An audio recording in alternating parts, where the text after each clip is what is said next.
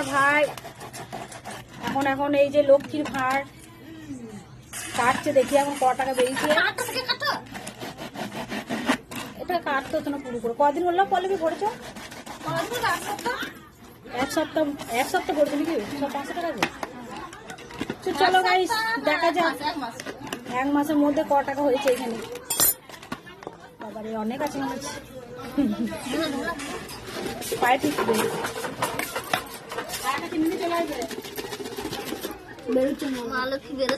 এসো মা লক্ষ্মী, বেরো তাড়াতাড়ি।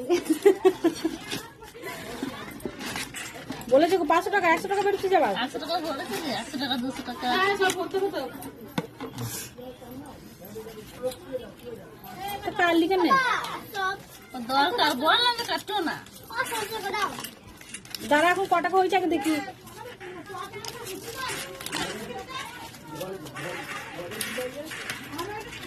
কদিন ভরে আর ভরলুই না, তো বললাম যে ভরো বলছে না পুজো আসছে এগুলো বাইরে রাখি।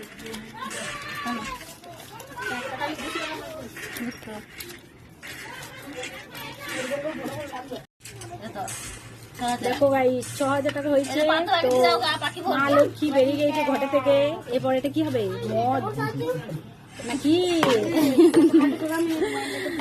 দেখো হাজবেন্ড কি করবে? হাজবেন্ড আবার পুজো করবে, দেখেছো গাইস? লক্ষ্মী ঘটে পয়সা রেখে এখন পুজো পার করছে ওরা। পুজো তো অলরেডি সব শেষ হয়ে গেল, যা টাকা ছিল। এরপর আবার লক্ষ্মী ঘট।